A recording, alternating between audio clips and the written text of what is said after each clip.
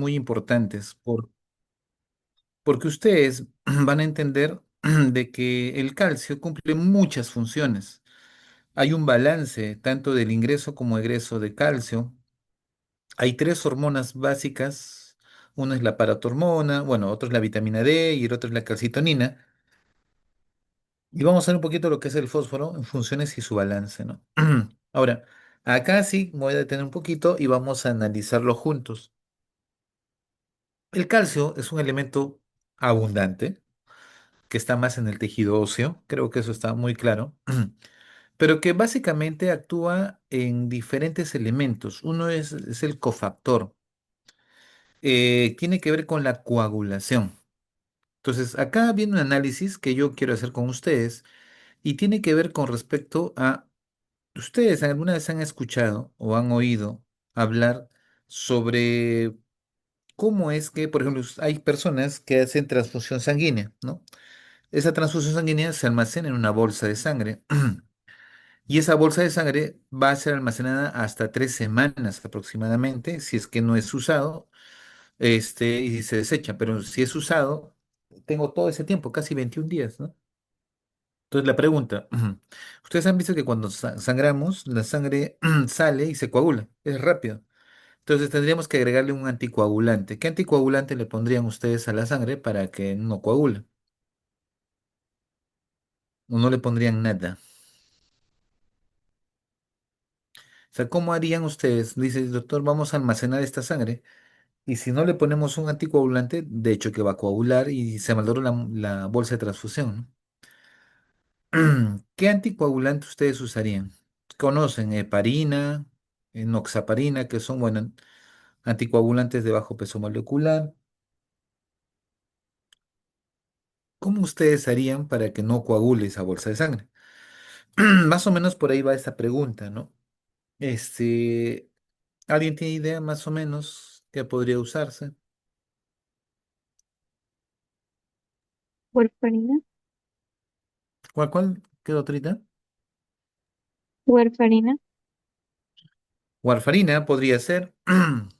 Ahora, imaginemos, o sea, solo vamos a aprender un poquito deduciendo cosas, ¿no? Muy bien, agarro, traigo la bolsa de sangre, le pongo warfarina a la bolsa de sangre, y sí, efectivamente, posiblemente no coagule, ¿sí? Posiblemente no coagule. Y almaceno mi sangre. Y viene una emergencia, lo acaban de atropellar a alguien y está perdiendo sangre. Hay que pasarle esa bolsa de transfusión que tiene warfarina. Pregunta, ¿te ayudará esa bolsa para ese momento? Esa bolsa de transfusión que tiene warfarina para pasárselo a otra persona que está desangrándose por un accidente de tránsito. ¿Le pondrían una bolsa de sangre con warfarina o empeoraría el Eh, sangrado? Empeoraría el sangrado. Empeoraría. Entonces, como que si deducimos un poco esto, nos lleva a entender de que yo tengo que usar un anticoagulante que cuando me conserve la sangre y cuando lo vuelva a usar, ese no me cause ningún daño, ¿no? Entonces ahí, warfarina, lo sacamos. Para no alargarlo, lo que se hizo fue quitarle el calcio. ¿Cómo así, doctor? Si tú a la sangre le quitas el calcio, que es un cofactor de la coagulación, la sangre no coagula. Y es lo que se hace. Hay quelantes de calcio o capturadores de calcio que están dentro de que también se consideran como anticoagulantes porque no hacen que coagule, pero es un anticoagulante más fisiológico, más natural, que están en las bolsas de transfusión. Entra a la sangre, captura el calcio, ¿sí? Y automáticamente ese calcio que es capturado ya no es útil y la sangre no coagula. Una vez que tú usas esa bolsita que no tiene calcio, que los factores de coagulación básicamente están ahí, entonces no coagula y genial, ¿no? O sea, cuando quieres volver a usar esa sangre, como no tiene ni heparina ni warfarina, no tiene nada, solamente se le quitó el calcio, lo volvemos a poner en la sangre y automáticamente recupera su funcionalidad normal, ¿no? No hay ningún problema. Entonces, para que vean que el calcio tiene un poder muy importante para la coagulación. El otro es mantenimiento de la permeabilidad y estabilidad de la membrana plasmática. Y eso tiene que ver con el potencial de acción.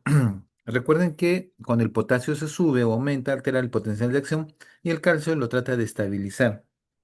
Porque en el potencial de acción tengo calcio, tengo sodio, tengo potasio, elementos importantísimos para la estabilidad de la membrana basal.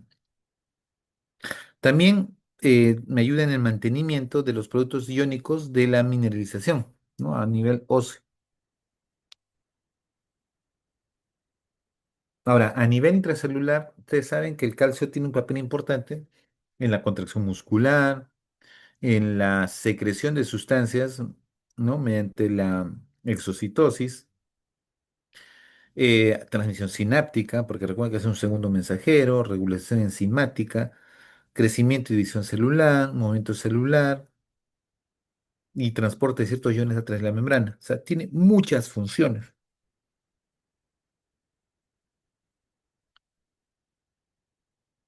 ¿Ya? Eso tengamos muy presente. Por lo tanto, como es tan importante, no lo podemos perder. Nuestro cuerpo aproximadamente tiene 1,1 gramos de calcio, lo que corresponde al 1,5% del peso corporal total. ¿Ya? Más o menos el 99% del calcio se encuentra en el hueso. Eso no lo vamos a discutir, ¿no? El calcio, como una vez les enseñé, puede estar asociado o adherido o pegado. Repito, el calcio puede estar adherido o pegado a la albúmina. Por este motivo, va a haber calcio que filtra, que sería el calcio libre, y hay calcio que no va a filtrar porque está adherido a la albúmina. Y como la albúmina no filtra, entonces, doctor, yo tengo al calcio libre y tengo calcio unido a transportador, que en este caso es la albúmina. Entonces, mi calcio total plasmático aproximadamente es 10 miligramos por decilitro en sangre, que tiene tanto el calcio iónico como el calcio está adherido a proteínas como la albúmina.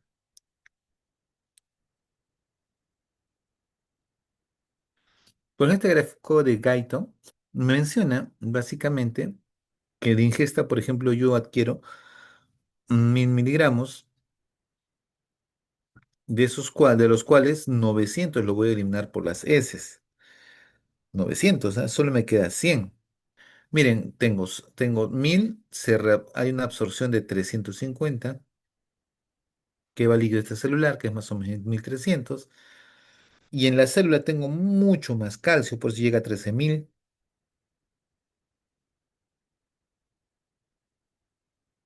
Bueno, en el hueso tengo mucho más, ¿no? Tengo casi 1.000.000. Entonces, hay un intercambio, si se han dado cuenta, de depósito y reabsorción. Depósito y absorción, ¿no? Y así se mantiene un equilibrio más o menos de 500 miligramos al día de salidas y entradas.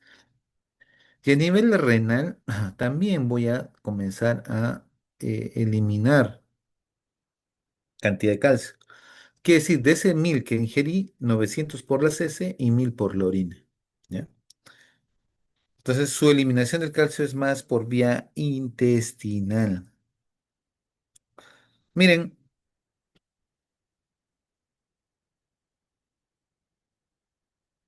acá tiene un calcio ionizado o iónico, y acá tiene un calcio unido a proteínas, ¿no?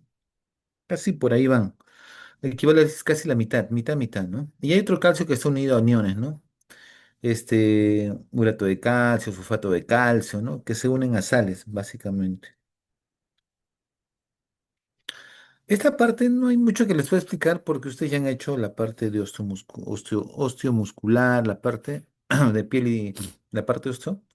El hueso y su relación con el calcio y también con los fosfatos es interesante porque el metabolismo del calcio o del fósforo dependen estrechamente del estado funcional de los tejidos óseos. Recuerden que no porque tome leche, 3 vasos de leche al día, que muchos están acostumbrados, no porque consuma calcio, mi hueso se va a calcificar. Necesito factores de estrés. Tengo que estresar el hueso para que la captación sea mejor.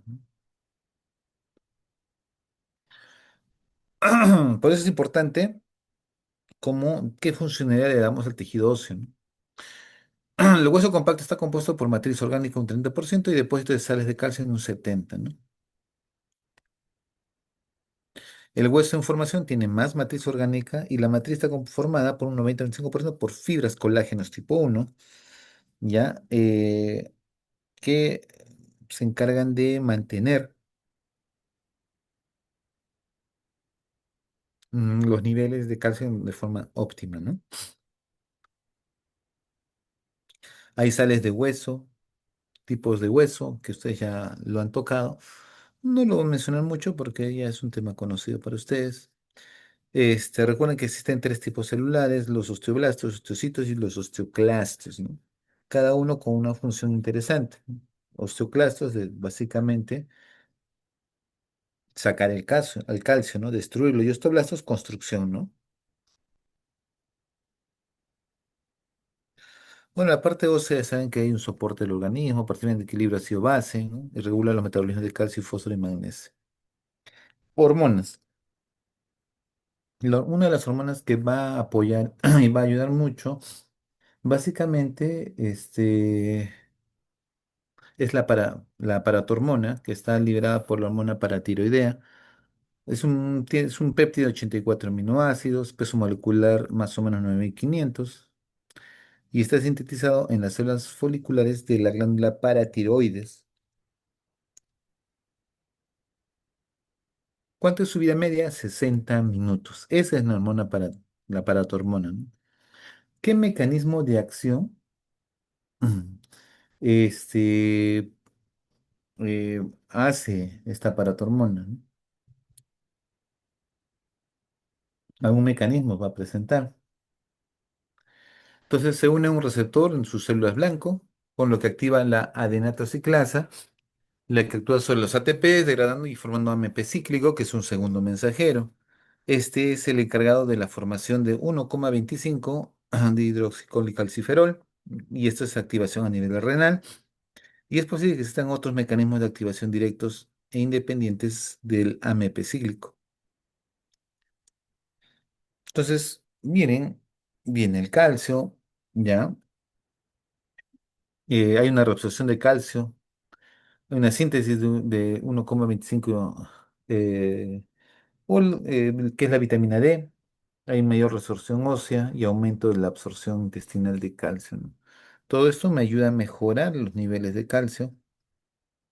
¿Qué hace la paratormona? Inhibe la excreción de calcio por el riñón.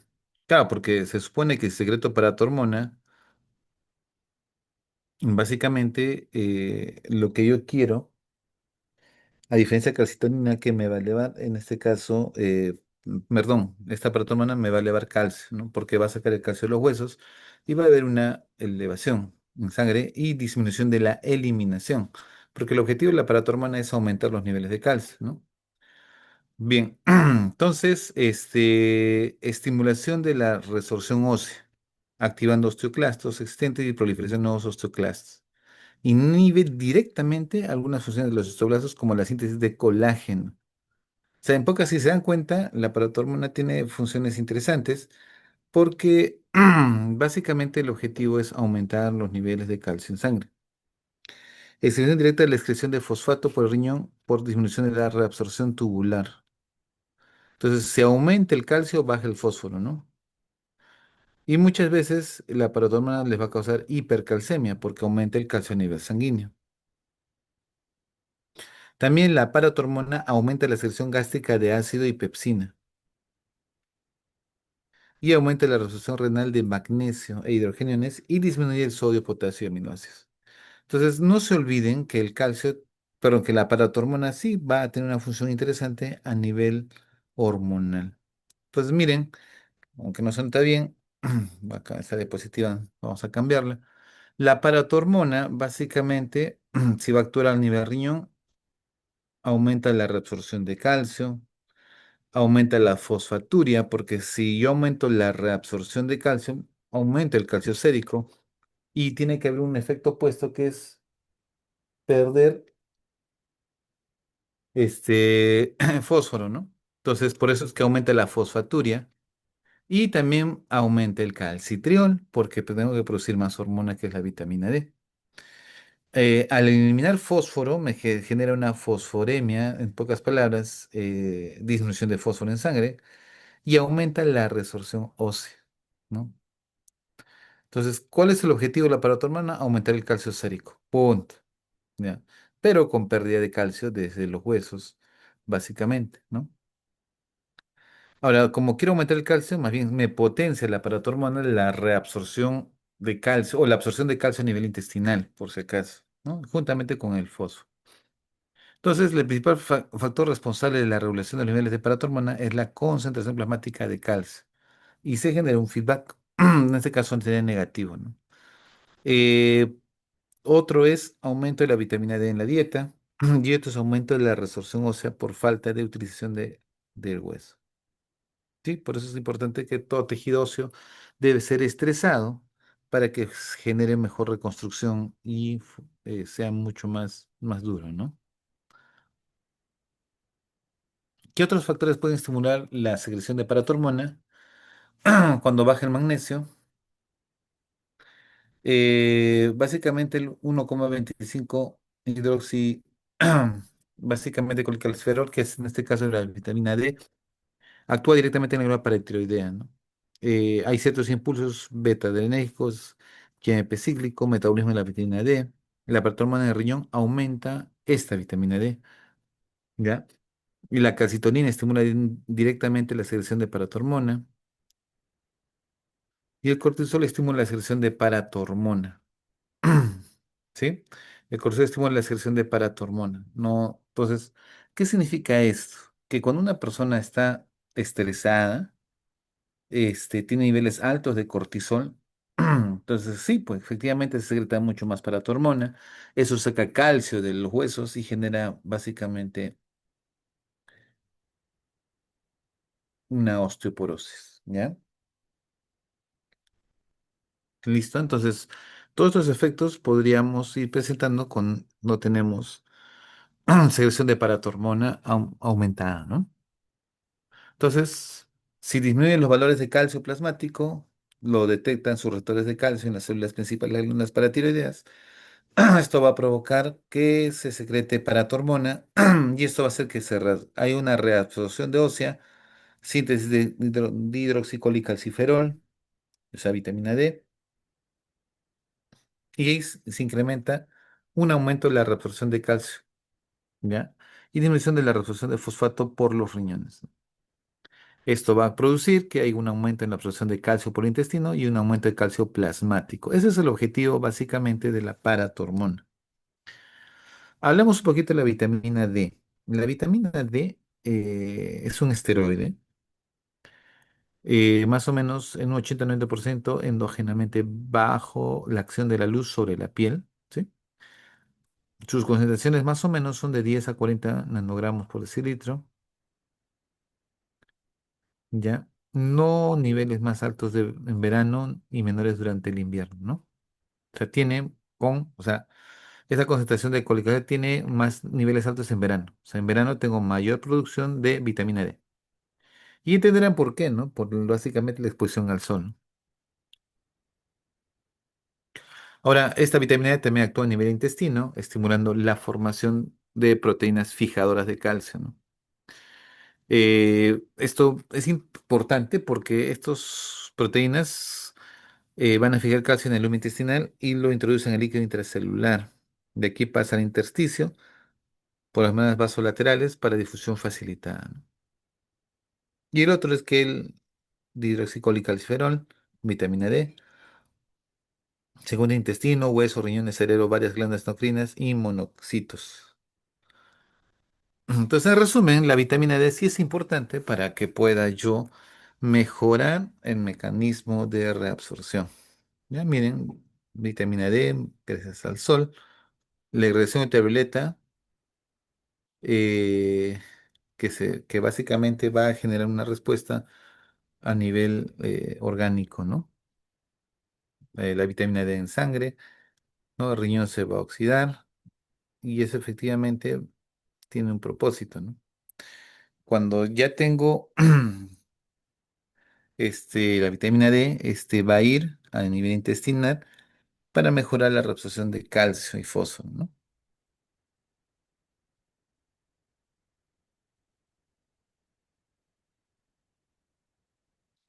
Un ratito, por favor.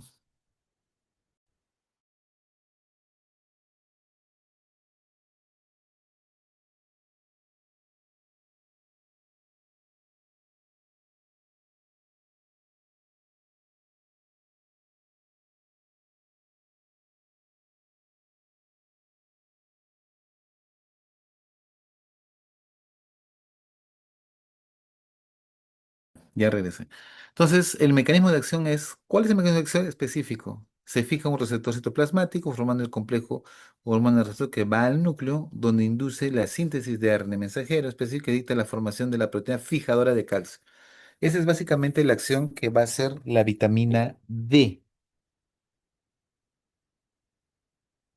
Aumento de la absorción intestinal, no se olviden, y de fósforo también, ¿no? Como acción primaria, que va a ser la presencia de vitamina D. Aumenta la resorción ósea de calcio y fósforo por transporte activo fuera de los osteoblastos. Hay una resorción renal de calcio y una hormona hipercalcemiante, ¿no? Entonces acá observen, miren, viene colicalciferol, que es la vitamina D, se va a convertir en 25 hidroxicolicalciferol. A nivel riñón se va a activar en 1,25 dihidroxicolicalciferol. ¿Quién ayuda a esa conversión? Básicamente la hormona paratiroidea.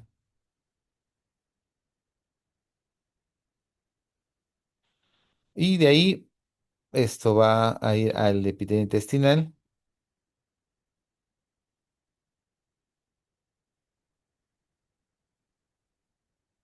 Ah, perdón, uy, se ha corrido. Ahí está.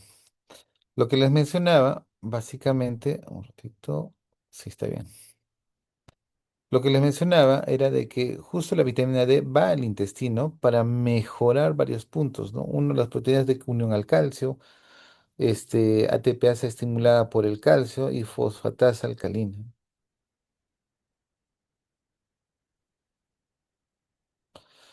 Bien, y básicamente esta vitamina D no solamente va a ayudar a la reabsorción intestinal, sino que mejora la concentración de calcio a nivel sérico.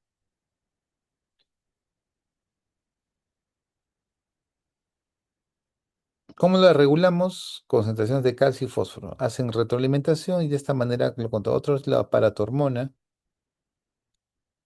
el otro es el estrógeno, la progesterona, que básicamente lo va a estimular, y el metabolismo de la vitamina D, ¿no? También la hormona de crecimiento estimula, por si acaso, ya, ténganlo presente a la hormona de crecimiento, ¿ya? La otra hormona, por último, es la calcitonina. Creo que ustedes ya la escucharon, más o menos peso molecular de 3500 Dalton, tiene 32 aminoácidos y es secretada por las células parafoliculares de la tiroides, por si acaso, o conocido como célula C, ¿ya?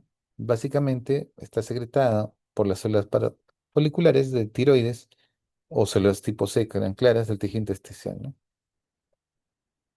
También se ha encontrado calcitonina en licocefalorraquídeo, hipófisis, timo, intestinal, hígado, pulmones, vejiga y otros tejidos.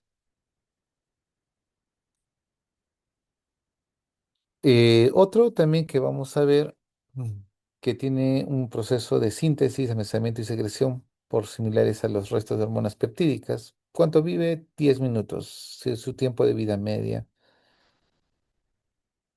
Sus concentraciones plasmáticas son de 40 nanogramos por decilitro y en el hombre 10. ¿Ya? Ya 40 nanogramos decilitro en el hombre y 10 en la mujer. Ya, de hecho que en el embarazo va a aumentar, pues, ¿no? O se va a modificar por tratamientos anticonceptivos, ¿no? Muy bien, ¿cuál es el efecto de la calcitonina? Protege contra la hipercalcemia postprandial.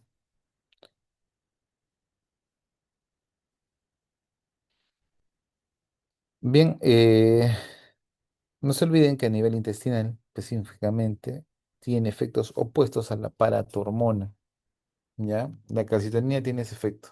No le tomo mucha importancia porque es un dato ya real, ¿no?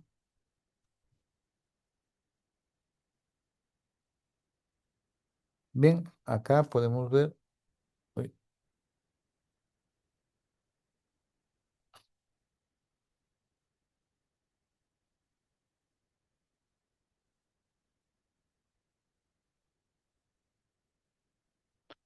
bien, un momentito, otra vez, un momentito. Ya, ahora sí. Miren, entonces en conclusión, cuando yo quiero la homeostasis del calcio, necesito que actúe la tiroides con la calcitonina y la paratiroides que lo genera, que genera la paratormona, ¿no? Entonces, si se eleva el nivel de calcio, tiroides, calcitonina y eso baja. Y si es que baja mucho, se activa, ¿no? Y se activa la parte de la paratormona y de esa manera se mantiene el equilibrio, siempre a nivel de hueso, intestino y riñón.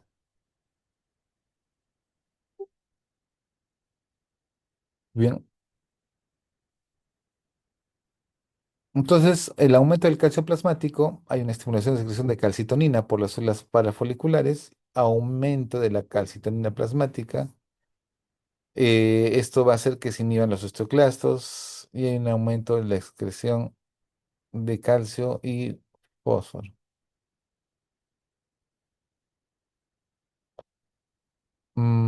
Todo esto, ¿cuál es el objetivo? Disminuir calcio plasmático. ¿Cómo se regula la calcitonina? Básicamente, cuando se aumentan los niveles de calcio en un 10% por encima de lo normal.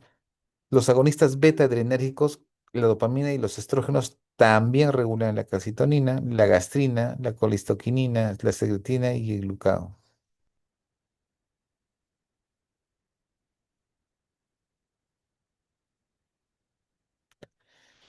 Bien, no se olviden que también hay hormonas digestivas como la gastrina, colistoquinina y la secretina que también van a regular la calcitonina y no, y también el glucagón, ¿no? Vamos a ver un poquito lo que es el fósforo.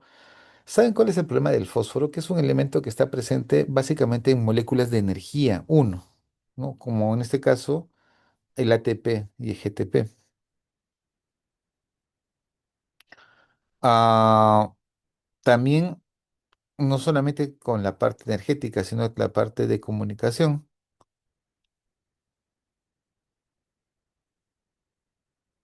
Ya nos da energía, por tal motivo, toda molécula que tenga fósforo o va a ser como segundo mensajero que tenga AMP cíclico, son importantes, ¿no? Entonces, el problema es cuando hay deficiencia de fósforo, ¿no? También hay una cierta regulación del equilibrio ácido-base. También se ve un poco la que es la síntesis del 2,3 de PG, ¿no? Y vamos a ver cómo es la función estructural en hueso y dentina. Voy a ver funciones. Entonces, mineralización del hueso, almacenamiento y transporte de energía. ah, bueno, básicamente contracción muscular, ¿no? Transporte electrolítico, transporte de oxígeno. También vamos a ver que el fósforo tiene que estar presente en lo que son los ácidos nucleicos. Y ahí tenemos, por ejemplo, los fosfolípidos, ¿ya? Y también hay los famosos NADP. Ustedes han hecho bioquímica, así es que. Y también está presente en metabolismo de intermediario, en las síntesis enzimáticas, como la nitrociclasa, ¿no? Que vamos a fosforilar. El balance es muy parecido al del calcio, solamente que en valores un poquito más pequeños. Eh, Más o menos el contenido total de fósforo es de 500 a 800 gramos, ¿no? Y en el más o menos 85 al 90% se encuentra todo ese fósforo a nivel de hueso. ¿Ya? Entonces, más o menos la concentración plasmática de fósforo es de 12 miligramos por decilitro, en un tercio como el fósforo inorgánico, ¿no? Y dos tercios como fósforo orgánico. Ahora, ¿cómo ingresa el fósforo? Básicamente a través del duodeno por transporte activo y difusión pasiva. Eh, También vamos a ver que el fósforo mm, va a ingresar al organismo principal a través del duodeno, como le mencionaba, y va a egresarse por vía digestiva y urinaria. ¿Ya? Eso y va a haber una regulación hormonal. Ahora, ¿cómo es que uno puede perder fósforo entonces por vía digestiva y por vía renal? Por ejemplo, la pérdida diaria de fósforo en las heces depende del contenido de la dieta. Un promedio, más o menos, uno pierde diariamente 500 miligramos de fósforo, ¿sí? Se pierde más o menos, y por orina 900, bastante, ¿no? Por eso es que tenga mucho cuidado cuando tenga un paciente con falla renal.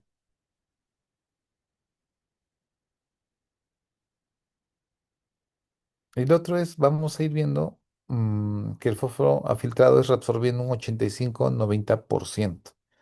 Y se da en el túbulo contorno proximal por un transporte activo, ¿no? Bien, listo.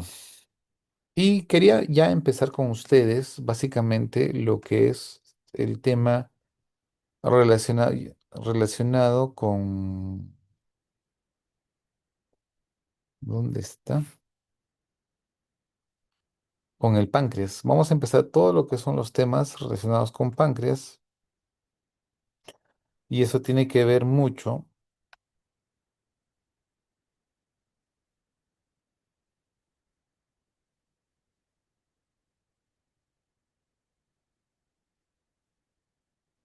Vamos a ver un poquito, cortito. Vamos a ir cargando.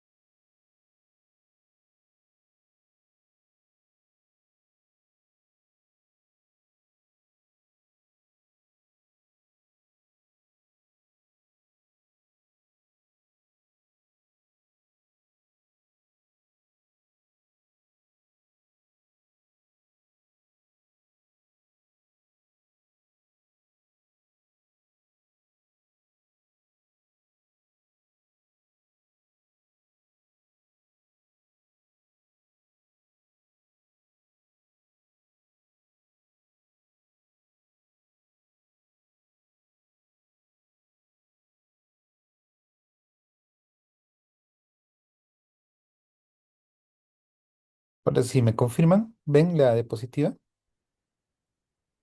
¿Me confirman, por favor, autores, para empezar? Sí, doctor. Ya, genial. Sí se ve, doctor. Ya, miren, vamos a ver un poquito sobre el páncreas. El páncreas para mí es un órgano excelente, genial. Tiene dos funciones, una secreto exocrina y otra endocrina, ¿no? Exocrina, ustedes ya saben, la milasa, la lipasa y todas las demás hormonas. Y endocrina, básicamente porque son sustancias que van a ser secretadas como la insulina y el glucagón desde básicamente desde el páncreas al torrente sanguíneo, ¿no? Nosotros nos vamos a abocar netamente al páncreas No el páncreas de amilasa lipasa, no exocrino, sino el páncreas endocrino.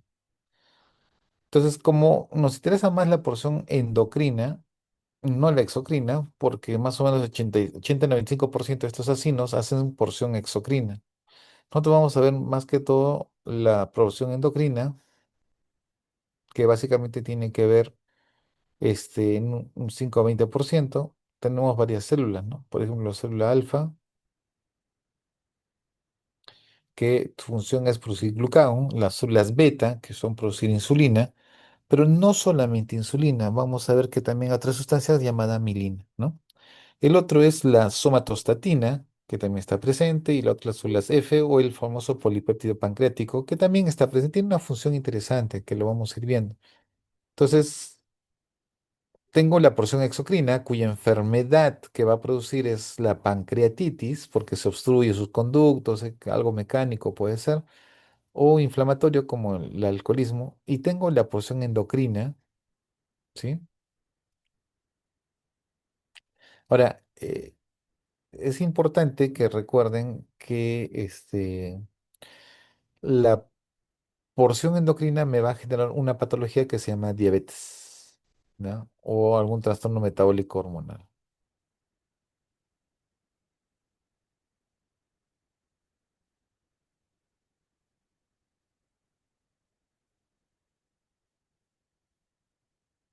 Bien, sucede, doctores, que a veces vamos a tener patologías en las cuales se presentan los dos. Por ejemplo, yo tuve el caso de una paciente, bueno, ya mayor, que hizo una pancreatitis porque tenía cálculos, pero este páncreas se inflamó a tal punto que hizo necrosis pancreática. Como ya no había páncreas funcional, comenzó a usar básicamente insulina, ¿no? Porque al morir el páncreas exocrino, ya no, perdón, endocrino, o exocrino en este caso, hablando de pancreatitis, muchas veces es irreversible el daño, ¿no? Y el páncreas, al no haber páncreas o células de insulina, células beta, tampoco se produce insulina. Entonces, entre la porción exocrina y la porción endocrina, creo que es más complejo, ¿no? Manejar mm, al páncreas en función a cuando es dañado por la producción de probable diabetes, ¿no? Propósito entre la insulina y glucagón es mantener la glucosa normal entre 70 y 110, ¿no? Es lo normal que deberíamos tener. Otra literatura vegana menciona, por ejemplo, hasta los 90.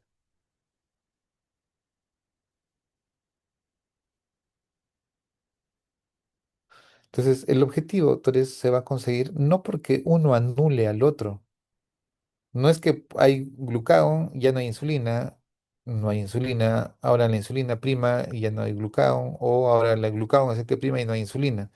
En realidad se mantiene un equilibrio, es como la balanza. Veo que se va un poco la insulina para arriba, ya el glucagón le quito peso o aumento más peso de insulina. Entonces, es un juego de equilibrio, ¿no?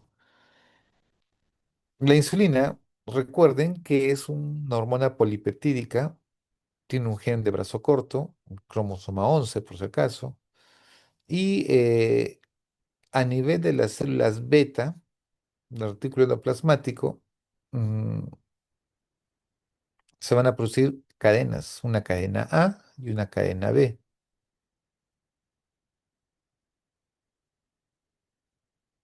¿Listo? Estas dos cadenas no es que estaban separadas, estaban juntas. Y ahorita lo vamos a ver. Antiguamente, doctores, conseguir insulina era un martirio, porque la insulina básicamente lo sacaban de animales.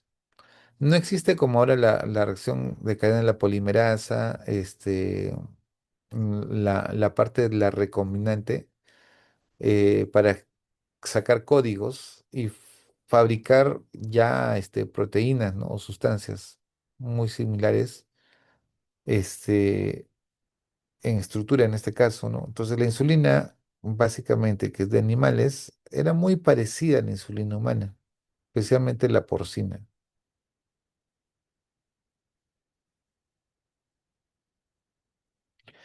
Ahora, ¿por qué les menciono esto? Porque se ha visto que la insulina, escúchenme lo que voy a decir, la insulina como tal tiene un tiempo de vida corto, ¿ah? ¿Cuánto tiempo dura? Algunos se confunden en esto. Olvídense de la insulina ER, Lispro, Glargina, NPH. No, la insulina por sí es única. Solo existe una sola insulina. Doctor, ¿y cómo hace esos picos cuando se eleva? Porque hay estímulos que hacen que el páncreas secrete más insulina en un momento, menos insulina, un basal y así está jugando. ¿Cómo se consigue eso? Básicamente porque el páncreas responde ante un estímulo. ¿Cuánto tiempo vive la insulina? 3 a 5 minutos.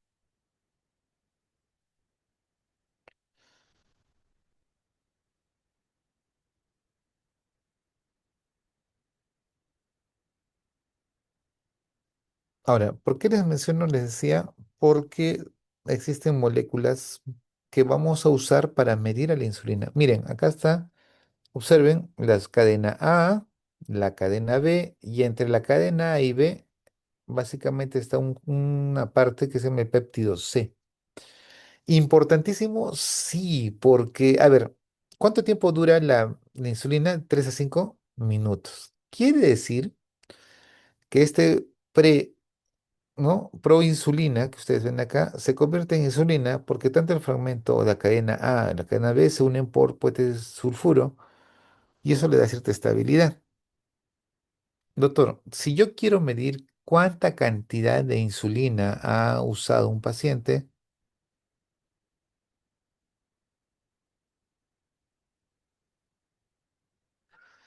entonces imagínense ustedes, quieren pedir y dosar insulina, pero ¿cuánto tiempo dura? 3 a 5 minutos. Quiere decir que en 3 a 5 minutos ya desapareció la insulina que se formó, pero lo que no va a desaparecer es el péptido C.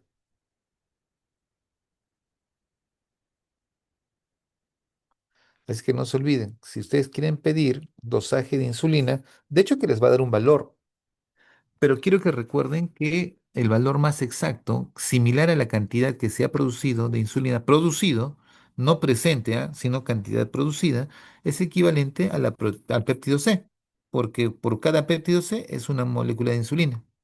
¿Estamos de acuerdo? Por eso es que usamos el péptido C. Un ejemplo, así les pongo.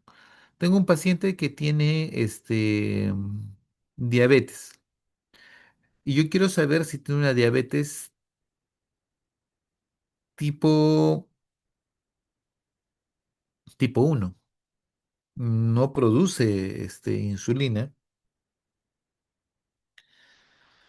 Por tal motivo, ¿cómo va a estar su péptido C? También ausente, ¿no? Entonces, el péptido C sí se usa. Si me sale cero, quiere decir que no estoy formando ni produciendo nada de insulina, ¿no? ¿Listo? Entonces, el péptido C puede ser un marcador indirecto de la cantidad de insulina producida. Recuerden que el tiempo de vida de la insulina es 3 a 5 minutos. Y bueno, como toda hormona, básicamente, mm, se va a almacenar. Hay un primer pico de insulina que se va a almacenar, ¿ya? Y esta insulina que está almacenada básicamente en el vesicular, antes de ser secretado, recién se le extiende el péptido C, ¿ya? Tengan cuidado ahí. Y cuando yo secreto insulina tengo dos fases. Miren, entre 3 a 5 minutos ya se hace la primera fase, vuelve a caer y ahí viene una fase de mantenimiento, una fase tardía. ¿Por qué les menciono esto? Porque la primera secreción de insulina tiene que ver con las reservas que tiene el páncreas. Cada vez que ustedes, a ver, yo tomo mi desayuno, ¿no? A las 7 de la mañana hasta las 8 y comienzo mis actividades. Repito, 7 de la mañana a 8 comienzo mis actividades. En ese momento que yo ingiero alimentos, o en esta fase inicial, como ha habido has dormido toda la noche, tu páncreas tiene una reserva de insulina. Entonces, en la primera fase inicial, boto esa reserva. Por eso es que se agota rápido. Pero el páncreas tiene una cosa muy peculiar. Está bien, estaba almacenado, pero ahora ya no es almacenamiento. Ahora esta es la fase de producción in vivo. O sea, en ese mismo momento se está produciendo insulina, ¿ya? A esto llamamos la fase tardía. Esta fase inicial muchas veces está influenciada básicamente por la parte cefálica. Cuando hagan experimentos, no sé, o si ya lo hicieron, se ha visto, por ejemplo, personas que se les toma una glucosa inicial y en la siguiente toma la glucosa baja. Y uno dice, pero ¿cómo va a bajar? ¿Por qué hubo un pico de secreción de insulina que se puede estimular por ah, básicamente la ingesta de un alimento, ¿no? O en todo caso por una respuesta cefálica, ¿no? El hecho que mire una sustancia, ¿no? Y eso estimula la secreción. Entonces no se olviden fase inicial, que es la secreción de insulina almacenada, y fase tardía, la que produzco in vivo, ¿no? Ahora, ¿cómo se da la secreción de insulina? A ver, atentos aquí para poderles explicar un poquito este proceso importantísimo para entender cómo se da la secreción de la insulina. Recordarán que hay varias fases y quiero que repasemos conmigo que la insulina no es que, a ver, yo les digo una cosa, yo agarro ahorita, agarro mi manzana, agarro un pan, ¿listo? Una vez que lo he ingerido, lo he digerido, eso va a ir a mi estómago. En mi estómago se va a metabolizar, más que metabolizar, en mi estómago se va a comenzar a degradar para que pueda pasar a mi intestino. Una vez que pase a mi intestino, este alimento va a ser reabsorbido, pasar a la circulación y recién cuando pasa la circulación, aumenta mi glucosa. Una vez que aumenta mi glucosa en mi sangre, a más glucosa yo tenga, es justamente, miren, esta es mi célula beta, es justamente mediante un GLUT2 que la glucosa va a ingresar a mi célula. Este aumento de glucosa va a hacer que ingrese más glucosa a mis células beta y esto va a hacer de que esa glucosa sea una glucosa 6-fosfato, incremente mis niveles de ATP y esto va a originar un fenómeno bien curioso. Normalmente, recuerden, ¿dónde hay más potasio? En la célula, donde hay menos potasio a nivel extracelular. Como hay más potasio en la célula, este canal de potasio va a estar abierto. ¿Sí? Este canal de potasio va a estar abierto y por tal motivo el potasio sale. ¿Y eso en qué me conviene? ¿Por qué? Porque normalmente, escuchen bien lo que les voy a decir, una célula tiene cargas positivas afuera, alrededor de la membrana, y cargas negativas adentro, ¿no? Y eso genera un potencial, ¿no? Un potencial de membrana. Entonces, este potencial de membrana, imagínense que normalmente sale potasio, escuchen bien lo que digo, sale potasio, sale potasio, sale potasio, y eso es normal, porque acá tengo más potasio y acá tengo menos, ¿no? Pero acá sucede lo siguiente, cuando sale potasio sale una carga positiva que está a nivel intracelular, y al salir esa carga positiva, quiere decir que a nivel intracelular es más negativo y a nivel extracelular es más positivo, ¿sí? O sea, acá es más positivo y acá es más negativo. Y eso está bien, pues, ¿no? Porque es así su carga. Y digamos que tengo un -90 milivoltios, ¿ya? -90. ¿Por qué tengo negativo -90? Porque sale potasio. A alguien se le ocurre y cierra el canal. Por tal motivo, ya no sale potasio.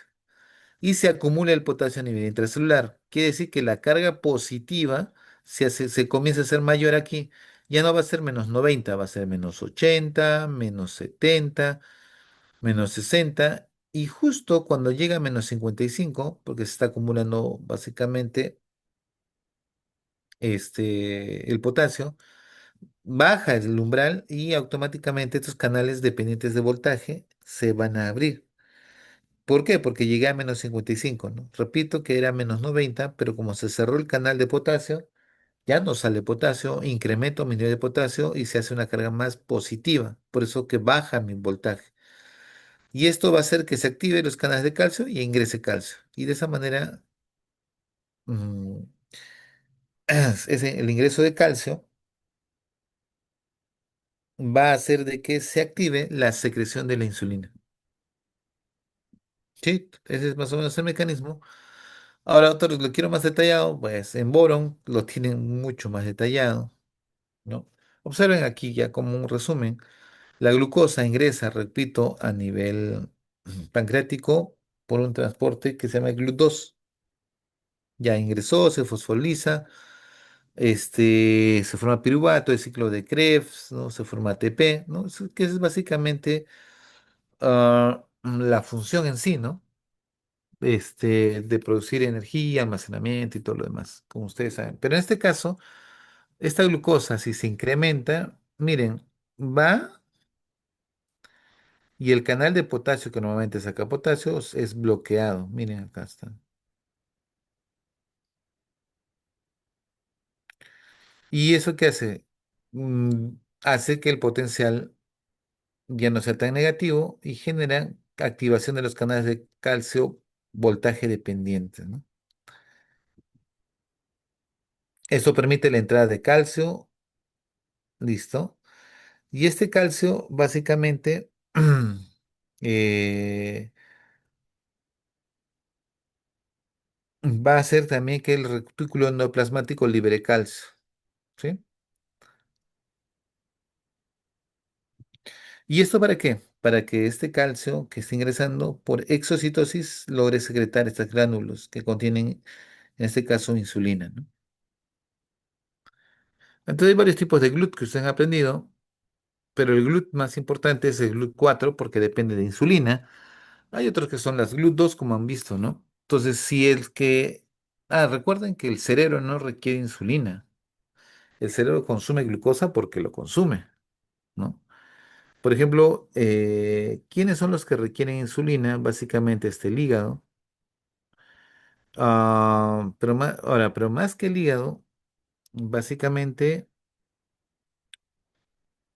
eh, órganos importantes como el tejido muscular, tejido adiposo, ¿no? Que requieren del GLUT4 para poder usar y ser efectivo el consumo de glucosa, ¿no? Ahí bien al receptor de insulina, que es una tirosina, ¿listo? Que básicamente mm, se va a unir a su receptor y el propósito de su unirse con toda esta cascada, que ustedes ya más o menos ya deben saber, es la presencia de la translocación de los grupos GLUT4. Mira, acá están los GLUT4, ¿ya? Y esto va a permitir la entrada de glucosa. Lo mismo que hemos visto. Entonces yo me hago la pregunta, ¿qué factores son los que estimulan la secreción de insulina? Por lógica, aumento de glucosa, ¿no? Aminoácidos, ácidos grasos, cuerpos cetónicos, hormonas gastrointestinales, glucagón, estimulación parasimpática, AMP cílico y las sulfonilurias, ¿ya? Sulfonilurias.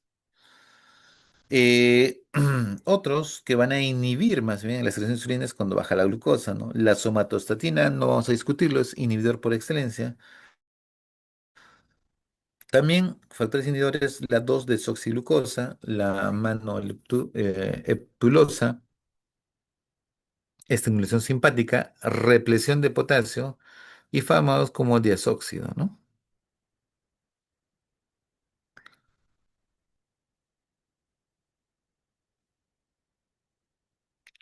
Ahora, ¿qué órganos blancos va a actuar la insulina? Repito, hígado, músculo esquelético y tejido adiposo. Son los tres órganos más importantes que la insulina va a actuar, porque depende mucho la glucosa de expresión de los GLUT4, ¿ya? ¿Qué pasa a nivel de carbohidratos? Hay mayor captación de glucosa, fosfólisis de la glucosa, mayor glucólisis, glucogenogénesis, glucogenólisis está disminuido y la gluconeogénesis también está disminuido. A nivel lipídico hay mayor lipogénesis, disminución de la lipólisis y disminución de cetogénesis. Entonces no se olviden que la insulina disminuye los cuerpos cetónicos. Ya va a haber oportunidad que les explique más detalladamente esto cuando hagamos un día manejo de pacientes con cetoacidosis diabética. En las proteínas, la insulina va a hacer mayor proteogénesis y disminuye la proteólisis, ¿ya? Otros efectos aumenta la permeabilidad de ciertos iones como el potasio, Ya, y eso sí es importante. Yo siempre les he dicho que la insulina potencia la bomba sodio-potasio TPasa, por tal motivo permite que el potasio ingrese más a la intracelular, ¿no?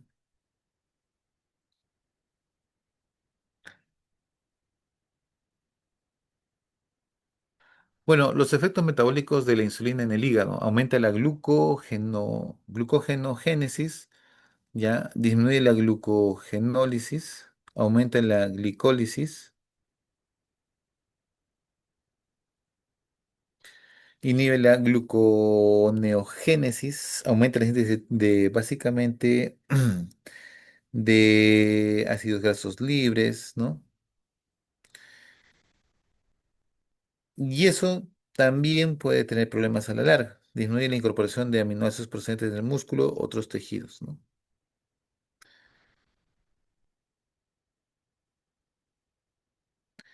Ok, acá los que les gusta Boron van a ver cómo a nivel del hepatocito, igual, miren, la glucosa va a ingresar, se va a fosforilar. Listo, otro se almacenará como glucógeno, ¿no? Y otro irá al ciclo de Krebs para producción de energía. De esta manera efectivizo la presencia de glucosa, ¿no?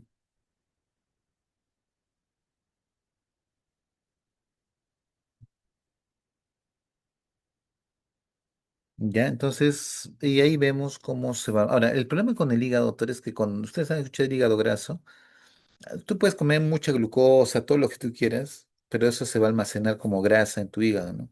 Y de ahí viene lo que el famoso hígado graso, ¿no? Tengan muy presente esto, porque actualmente se ha visto que los que tienen hígado graso pueden evolucionar a cirrosis. Ya no cirrosis alcohólica, ahora es cirrosis por hígado graso. ¿Ya? Entonces, miren, el hígado, la glucosa se eleva, se secreta la insulina, ¿no? Lo mismo que hemos dicho. Entonces, esa glucosa y fosfato, básicamente se va a lo que es glucógeno sintetasa, glucógeno fosforilasa. Y bueno, en conclusión, lo que se va a formar es la acetilcoenzima que me va a permitir formar colesterol y ácidos grasos principalmente. A nivel muscular, aumenta el índice de proteínas, disminuye la liberación de aminoácidos, transporte por GLUT4, ya saben quiénes eran, aumenta la síntesis de glucógeno, disminuye la glucogenólisis,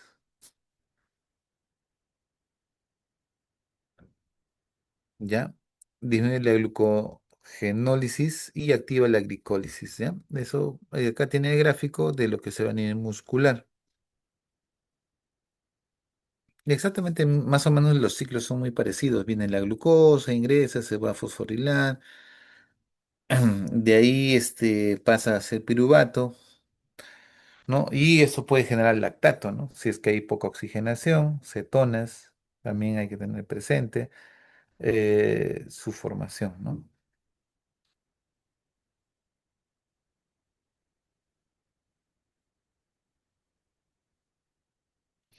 Bien, vamos a ver un poquito a nivel de tejido adiposo, ¿no? Ahí también tiene una función muy interesante, ¿no? También se transforma por GLUT4, activa la glicólisis, aumenta el transporte de ácidos grasos libres, ¿no? A nivel básicamente gastrointestinal, aumenta el aporte de glicerofosfato, aumenta el almacenamiento de ácidos grasos sin tasa y inhibe lipasa celular, ¿no? Y acá pueden ver qué es lo que pasa a nivel. La diferencia es que acá se está acumulando más grasa, porque es un tejido o es un momento en el cual se está presentando esa situación, ¿no?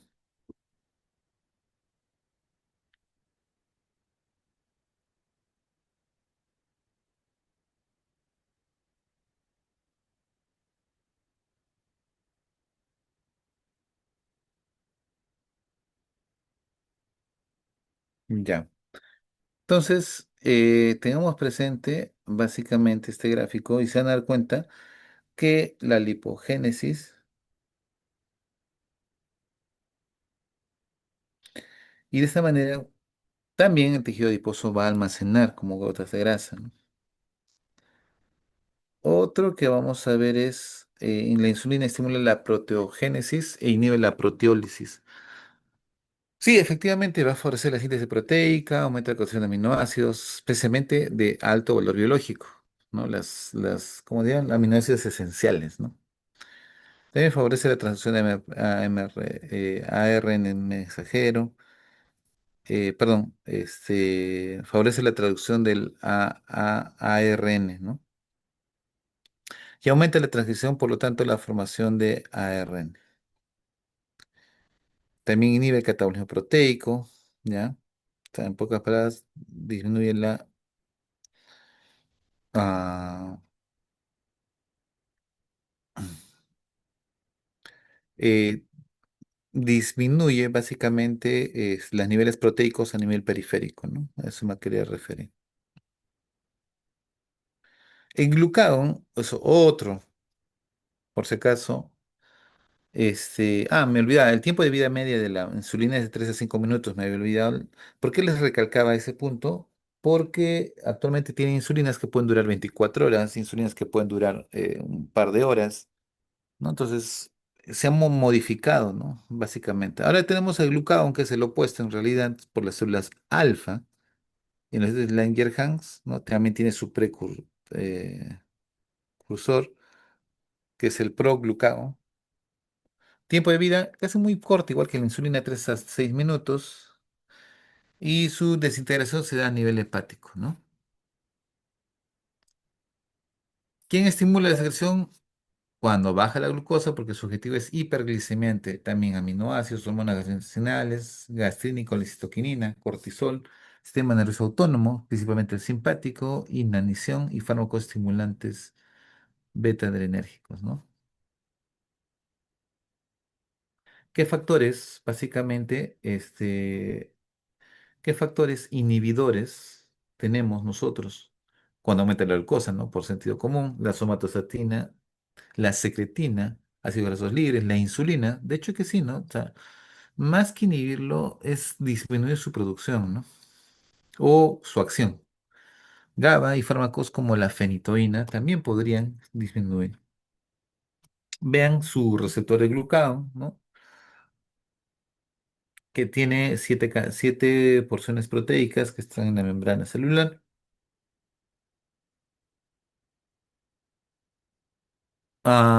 Básicamente, efectos de glucagón en los carbohidratos hay una glucogenólisis, ¿no?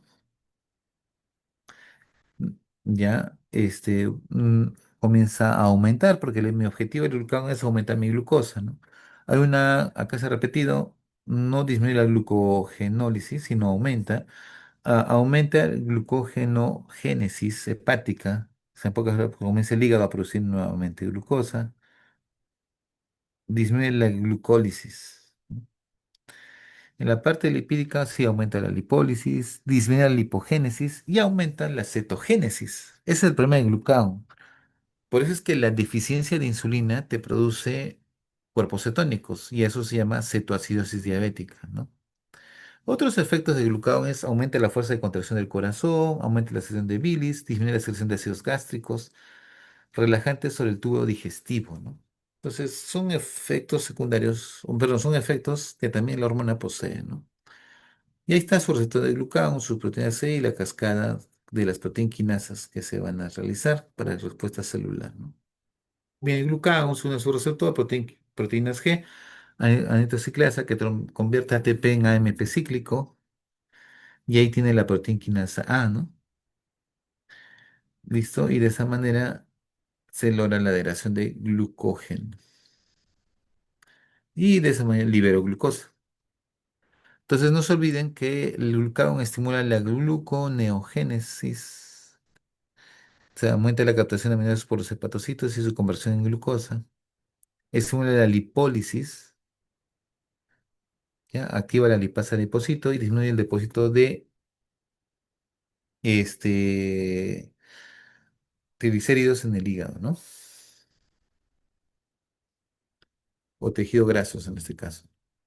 Y vemos acá la traducción de la señal de glucagón. Observen, viene aquí su receptor básicamente.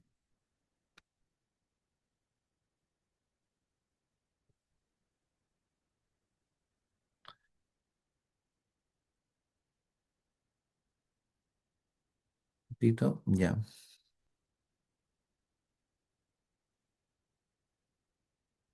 Entonces, miren, su receta de glucagón, proteínas G, nitrociclasa, proteína quinasa A, y esto me va a llevar nuevamente al mismo camino, ¿no? Hay glucogenólisis, la glucosa va a hacer su efecto opuesto, ¿no? Porque el objetivo es liberar glucosa, porque la glucagón está actuando, o sea, ya no almaceno, sino libero.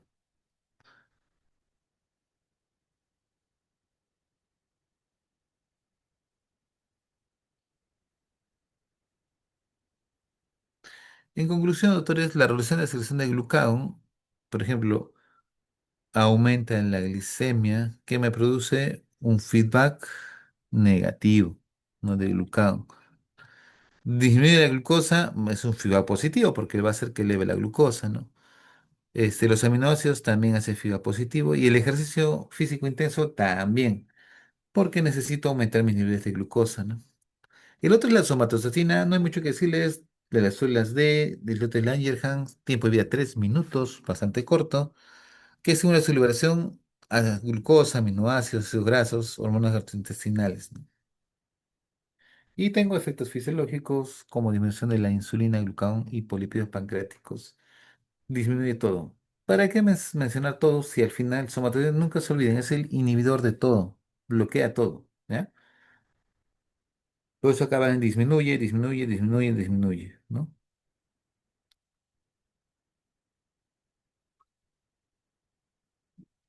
El otro que hemos visto, el polipeptido pancreático, 36 aminoácidos, células F, lo estimula la liberación de comidas proteicas. Escuchen muy bien eso, comidas proteicas, ayuno, ejercicio, hipoglicemia. Efectos fisiológicos, lentifica la absorción de los alimentos. El otro es la milina, que es también producida por células beta, por si acaso, tiene 37 aminoácidos. La hiperglicemia. Doctor, igual que la insulina, sí, igual que la insulina. ¿Qué va a inhibir la milina? La secreción de glucagón e insulina. A los dos. ¿Ya? O sea, ni tan aliado parece la insulina, ¿no? Porque parecen casi iguales. Inhibe inhibe al glucógeno sintetasa en músculo, retrasa el vaciamiento gástrico, envía señales de saciedad al cerebro y reduce los niveles de glucosa en sangre, igual que la insulina. Es la milina. Pregunta, doctores. Este es un repaso porque lo que vamos a hacer después va a ser la fisiología de la diabetes, este, un poquito la parte de la regulación neuroendocrina de la glucosa, ¿no? Y por qué es que hacemos secreciones por estímulos cefálicos. ¿Listo? Entonces eso lo vamos a hacer en la siguiente clase. Preguntas, doctores. Si no la hay, muchas gracias, doctores, por su tiempo. Ya nos vemos más noche para avanzar un poquito en lo que es déficit integrada, ¿ya? Listo, doctores, nos vemos de tarde.